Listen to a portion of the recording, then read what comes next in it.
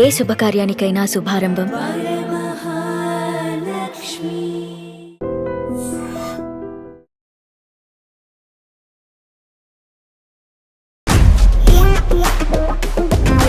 Ladies and gentlemen, welcome to relationship lab on iDream media. నేను Priyadarshan.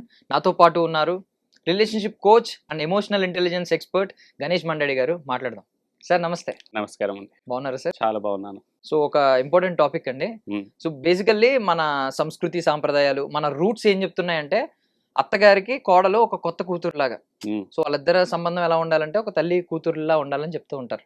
But మన jokes తెలుసు, jokes పక్కన పెడితే ఈవెన్ సినిమాల్లో కూడా అదే రిలేషన్షిప్ చూపిస్తూ ఉంటారు.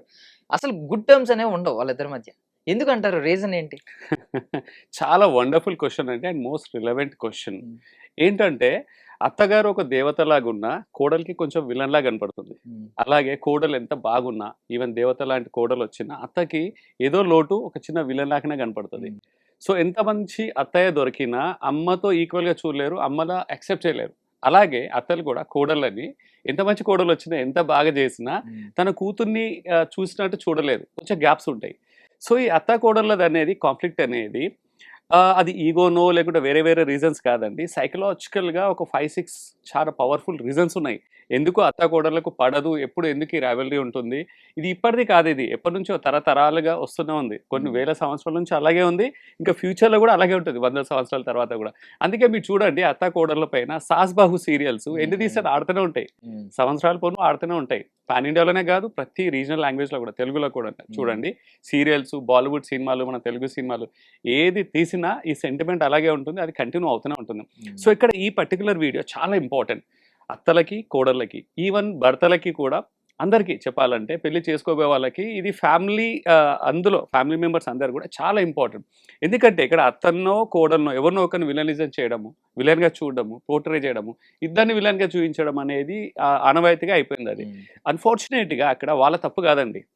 ఎందుకు తప్పు కాదంటున్నంటే ఒక అత్త అందరి దృష్టిలో మంచి మనిషి, అసలు ఒక పలానా మనిషి చాలా మంచి వ్యక్తి అండి అంటారు, అంటే అత్తని ఎగ్జాంపుల్. అదే అత్త వాళ్ళ ఇంట్లో వాళ్ళ కోడలికి మాత్రం మంచి వ్యక్తి కాదు, ఒక విలనే. సిమిలర్గా ఆ కోడలు కూడా 100 మందిని తీసుకెళ్ళి అడిగితే అందులో 95% అమ్మాయి అంటే అలా ఉండాలి, చాలా మంచి అమ్మాయి అంటారు. బట్ అగైన్ ఇంట్లో వాళ్ళ అత్త దగ్గర she's not in a good terms. So వీటికి డీప్ డైవ్ సైకలాజికల్ రీజన్స్కి వెళ్తే మొట్టమొదటిదండి యాక్చువల్గా అత్తకు కావచ్చు కోడలు కావచ్చు ఇద్దరికి కూడా ఒక సైకలాజికల్ ఇంప్రింటింగ్ అయి ఉంటుంది వాళ్ళ మైండ్లో. అంటే పెళ్ళికి ముందే, వాళ్ళ అత్త కోడలు అవ్వకముందే, కొన్ని సంవత్సరాల ముందే. ఇప్పుడు ఎగ్జాంపుల్ అత్తకి తన కొడుకుకి పెళ్లి చేయకముందే ఎప్పటి నుంచో అడ్వాన్స్కి 5 సంవత్సరాలు 10 సంవత్సరాల ముందు నుంచే నాకు ఎలాంటి కోడలు వస్తుందో ఏమో, నాకు ఇలాంటి కోడలు రావాలి, కోడలు అంటే ఇలా ఉండాలి. షీ స్టార్ట్స్ ఆల్వేస్ అజ్యూమింగ్, ఒక సైకలాజికల్ ఇంప్రింట్స్ వేసుకుంటా ఉంటుంది. కోడలు అంటే ఇలా ఉంటుంది, కోడలు అంటే అలా ఉంటుంది, పక్క వాళ్ళ కోడలు ఎలా వచ్చు, నా కోడలు కూడా ఇలా ఉంటుంది, ఇంకా బెటర్గా ఉంటుంది, అలా ఉంటుంది అని ఒక ఇంప్రింటింగ్ అయితేనే ఉంటుంది అత్తకి కొన్ని సంవత్సరాల తరబడి. సిమిలర్గా అమ్మాయి కూడా పెళ్ళి అవ్వకముందే, తను ఇంటికి కోడలు అవ్వకముందే తను కూడా సైకలాజికల్ ఇంప్రింటింగ్ అనేది ఒక బ్యాగేజ్, అంటే ఒక ఏంటంటే ఒక బిలీఫ్స్ కావచ్చు, పర్సెప్షన్ కావచ్చు, దాన్ని సైకలాజికల్ ఇంప్రింటే అంటాం, ఇమోషనల్ ఇంప్రింట్ అవుతాం. సో ఇవన్నీ అయ్యి తర్వాత వాళ్ళు ఒక ఇంటికి వచ్చాక, అత్త కోడలు అయ్యాక రియాలిటీకి, వాస్తవానికి వాళ్ళ మనసులో మైండ్లో ఉన్న ఇంప్రింట్స్కి రెండింటికి గ్యాప్ ఉంటుంది. ఆ గ్యాప్లో వాళ్ళు సతమతం అవుతుంటారు, ఈ గొడవలు కాన్ఫ్లిక్ట్స్ అనేది స్టార్ట్ అవుతాయి. మీరు ఇది కూడా వింటూ ఉంటాం, అంటే కొడుకుతో తల్లి అంటూ ఉంటది పెళ్ళైన తర్వాత తెలుస్తుంది వైఫ్ వచ్చాక నా వాల్యూ. ఈవెన్ కూతురుతో తల్లి కూడా అంటూ ఉంటది అత్తగారు వచ్చిన తర్వాత తెలుస్తుంది నా వాల్యూ. ఎగ్జాక్ట్లీ విలన్ వస్తున్నారు నీ లైఫ్ లో అన్నట్టు మెంటల్లీ ప్రిపేర్ అవుతారండి. అంటే దే ఆర్ ఆల్వేస్ మేనిఫెస్టింగ్, తదాసు దేవతలు పైన తిరుగుతుంటారు కదా, తదాసు అన్నట్టు అయిపోతుంది వాళ్ళు. వాళ్ళకి వాళ్ళే తెలియకుండా చిన్న చిన్న తదాసులు పెట్టుకుంటూ, ఇవన్నీ కూడా నేను సైకాలజీలో ఇంప్రింటింగ్ అంటాం, psychology imprinting. So they already prepared for that and they are వాళ్ళు మేనిఫెస్ట్ చేస్తున్నారు, దాన్ని నిజం చేసుకుంటారు. ఇది ఒక రీజన్ అయితే. రెండో రీజన్ ఏంటంటే, ఒకటి ఏంటంటే వాళ్ళకి ఒక టెరిటోరియల్ కాన్ఫ్లిక్ట్, ఐడెంటిటీ క్రైసిస్లోకి వెళ్తారు. పెళ్ళి అవ్వగానే కోడలికి, పెళ్ళి అంటే ఇంట్లో అడుగు పెట్టకముందే నా ఐడెంటిటీని, నా ఉనికిని నేను కాపాడుకోవాలి. అత్తారింట్లోకి వెళ్ళాక భర్త నేను చెప్పినట్టు వినాలి, భర్త నాకే ప్రేమను పంచాలి, ఇంకెవరు పంచకూడదు. ఇంట్లో కొంచెం పెత్తనం కావచ్చు, కొన్ని రెస్పాన్సిబిలిటీస్ రూల్స్లో నా ఉనికి, నాకు ఎంపవర్మెంట్ అనేది ఉండాలని కోడలు ఒక టెరిటోరియల్ ఐడెంటిటీ క్రేవింగ్ తోటి అడుగు పెడుతుంది. నథింగ్ రాంగ్ ఇన్ దట్ ఉంటుంది. అత్తగారు కూడా అలాగే చేస్తారు పెళ్ళికి, వాళ్ళ అత్త కూడా పెళ్ళప్పుడు అలాగే వచ్చింది. ఇది ఇలా ఉంటాయి కోడల సైడు. అత్త తరఫున కూడా తను కూడా కోడలు రాకముందు తర్వాత వచ్చినాక పర్టికులర్ ఇది ఎక్కువ అవుతుంది, వచ్చినాక ఎక్కువ అవుతుంది. వచ్చాక ఇప్పటివరకు మా అబ్బాయి నాతో బాగా టైం స్పెండ్ చేసేవాడు పెళ్ళికి ముందు, ఇప్పుడు అసలు నాకు టైం ఇవ్వట్లా, నన్ను ప్రేమగా పలకరించేవాడు, ఓకే, అలా అది ఒకటి ఉంటుంది, జెన్యున్గా ఉండొచ్చు అది గ్యాప్స్. ఒక్కొక్కసారి ఏమవుతుందంటే పెళ్ళికి ముందుకు తర్వాత అలాగే ఉన్నా కానీ సైకలాజికల్గా ఏమో నాకు అంటే కొంచెం నాకు టైం తగ్గించాడు, నేను చెప్పింది వినట్లే, కోడలు చెప్పింది వింటున్నాడు, నన్ను పట్టించుకోవట్లేదు, నా ఉనికి లేదు, అంటే నేను చెప్పేది ఏం అవ్వట్లేదు, నాకు ఐడెంటిటీ లేదు, నాకు పవర్ లేదు, నా గ్రిప్లో లేవు, ఇంట్లో ఎవరు నా గ్రిప్లో లేరు. ఎగ్జాంపుల్ అది వంట విషయంలో కావచ్చు, ఇల్లు ఆర్గనైజింగ్ చేయడం విషయంలోనే కావచ్చు. అబ్బాయి ఉంటాడు కదా, ఇప్పుడు కొడుకు భర్త వాళ్ళిద్దరు మన టైమ్ అండ్ స్పేస్ ఎలా తీసుకుంటున్నారు, ఎవరి మాట వింటున్నారు, ఇది ఒక identity crisis and conflict and battle అవుతుందండి. సైకలాజికల్ రీజన్ ఇది అందరికి తెలియదు బయట వాళ్ళకి. సో వాళ్ళిద్దరు మంచోళ్ళే, అత్త మంచిదే, కోడలు మంచిదే, ప్రపంచానికి మంచిదే, అందరికి మంచోళ్ళే, ఇంట్లో మాత్రం కాన్ఫ్లిక్ట్ అవుతుంది. తర్వాత కొన్ని రోజులైనాక ఇంట్లో కూడా గ్రూప్స్ అవుతాయి, అత్త గ్రూప్ అండ్ కోడలు గ్రూప్. కొంతమంది అత్తకు సపోర్ట్ చేస్తారు, కొంతమంది కోడలు సపోర్ట్ చేస్తారు, బట్ ఇద్దరు మంచోళ్ళే, వాళ్ళు ఇద్దరు విషయంలో మాత్రమే అయితే సైకలాజికల్ రీజన్ అది. అండ్ మూడో రీజన్ వచ్చేసండి యాక్చువల్గా కంపారిజన్ ట్రాప్. అంటే కంపారిజన్ ఇన్ ద సెన్స్, ఇప్పుడు హస్బెండ్ ఉంటాడు కదా, హస్బెండ్ ఏం చేస్తాడంటే తన భార్యని వాళ్ళ అమ్మతో పోల్చుకుంటాడు. అమ్మ నాకు మంచిగా వండి పెట్టేది, నేను అడగగానే నాకు నచ్చిన డిష్, ఫేవరెట్ డిష్ వండిచ్చేది, నువ్వు అడగగానే నన్ను అర్థం చేసుకోవట్లేదు, నాకు నచ్చిన ఫుడ్ రావట్లేదు, నాకు నచ్చినట్టు ఇది చేయట్లేదు, ఇల్లు ఆర్గనైజింగ్ చాలా బాగా చేస్తుంది మా అమ్మ, నీకు రావట్లేదు అది. సో ఈ కంపారిజన్ వినగానే అత్త కోడలు ఎంత మంచి ప్రేమగా ఉన్నా కానీ తెలియకుండానే అబ్బాయి ఇతనే తెలియకుండా వాళ్ళని విడదీస్తున్నాడు.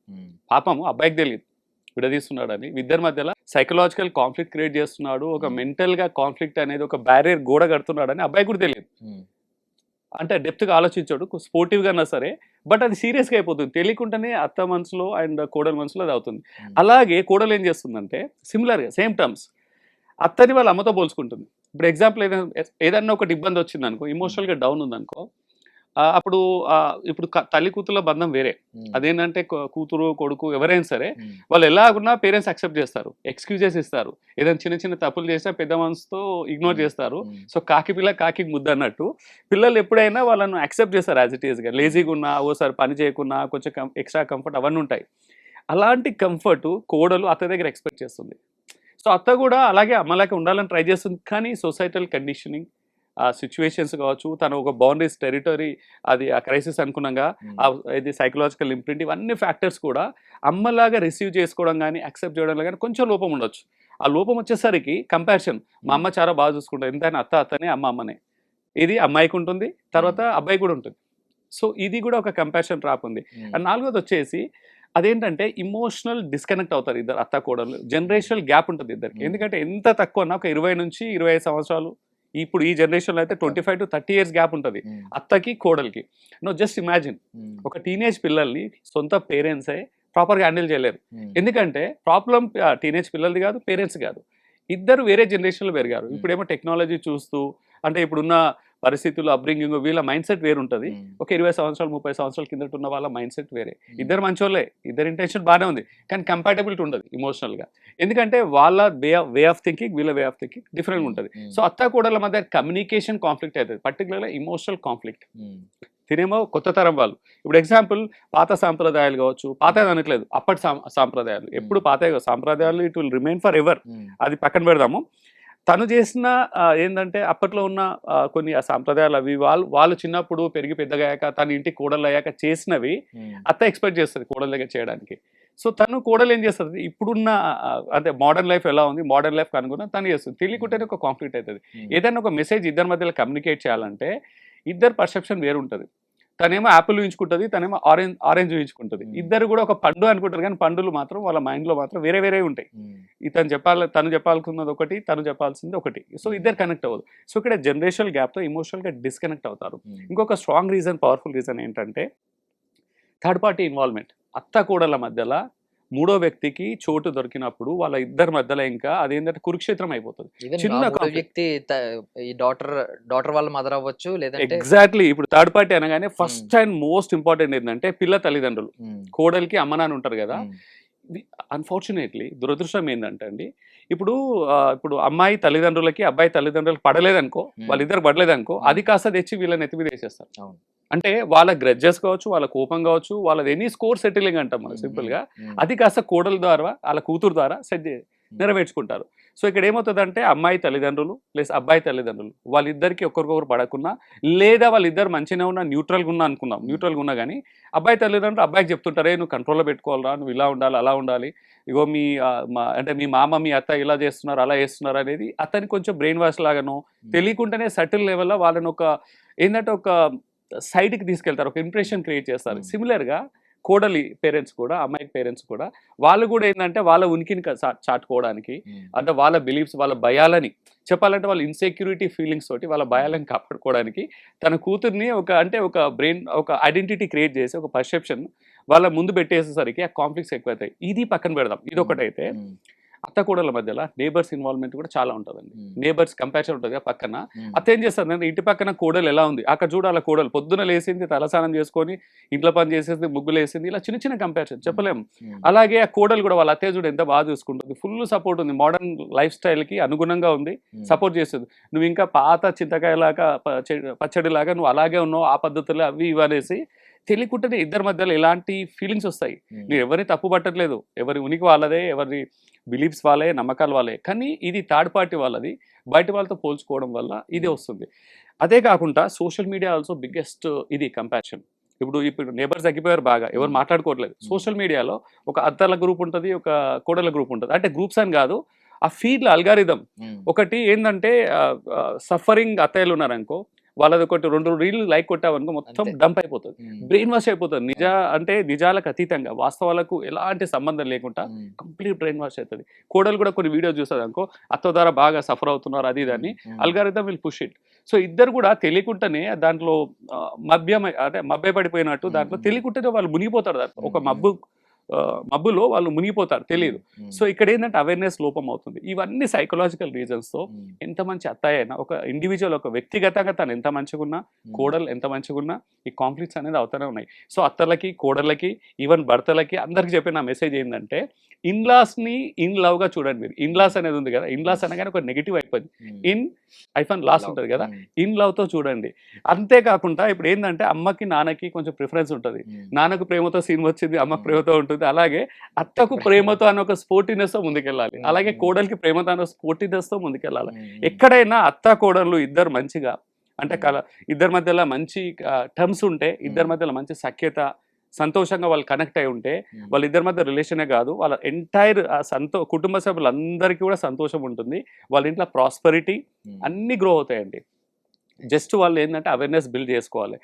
ఇది ఇప్పుడు ఇంతకుముందు అనుకున్న సైకలాజికల్ రీజన్స్ వాళ్ళు తెలుసుకోవాలి. తెలుసుకుంటే ఏమవుతుందంటే ఫస్ట్ ప్రాబ్లమ్ని అర్థం చేసుకున్నాం అనుకోండి, మనము సొల్యూషన్ ఈజీగా అయిపోతుంది. 50% సొల్యూషన్ వచ్చినట్టే. ఇది ప్రాబ్లమ్, ఇది రూట్ కాసెస్ అని మనం తెలుసుకుంటే సొల్యూషన్ సగం వచ్చినట్టే. తర్వాత వీటిపైన అవగాహన పెంచుకోండి. ఇప్పుడు మనం మాట్లాడుకున్న 5-6 సైకలాజికల్ రీజన్స్ ఉన్నాయి కదా, అది మీ తప్పు కాదు, కోడలు తప్పు కాదు, అత్త తప్పు కాదు. ఆ పాయింట్స్ వెనకాల ఉన్న దాని కారణాలు వెనకాల అర్థం చేసుకోండి. కోడలు ఇలా చేస్తుందంటే దాన్ని అర్థం చేసుకుని అవేర్నెస్ బిల్డ్ చేసి అప్పుడప్పుడు మీ కూతుర్ని మీరు ఎలా యాక్సెప్ట్ చేస్తారో, లేజీగా ఉన్నా ఒక్కొక్కసారి ఉంటుంది కదా, చిన్న చిన్న తప్పులు చేసినా ఎలా మనం సపోర్ట్ చేస్తాం, కోడలు అలా చేయాలి. అలాగే అమ్మలను కూడా టాలరెన్స్ ఎక్కువ ఉంటుంది కూతుర్లకి. అమ్మ కొట్టిన పడతారు, తిట్టిన పడతారు, కానీ అత్త ఒక చిన్న మాట అంటే పడరు. ఎందుకంటే టాలరెన్స్ లిమిట్స్ వేరేగా ఉంటాయి. అక్కడంటే రక్త సంబంధం ఉంది, బట్ ఇక్కడ ఏంటంటే రక్త సంబంధం 25 సంవత్సరాలే, పెళ్లి వరకు 25 years. తర్వాత నువ్వు ఎక్కువ కాలం స్పెండ్ చేయాల్సింది అత్తారింట్లోనే, అత్తతోటే, భర్తతోటే.